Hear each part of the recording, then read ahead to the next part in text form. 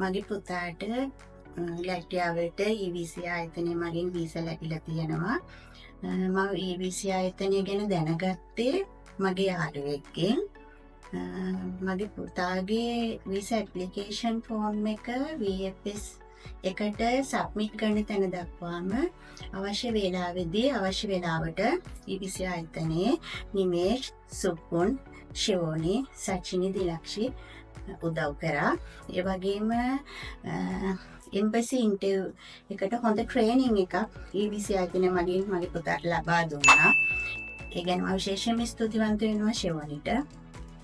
ඒ වගේම මගේ පුතාට මාස 2ක් වගේ කෙටි කාලයකදී EVC ආයතනයෙන් ලැට්වියාවට වීසා ලබා දුන්නා.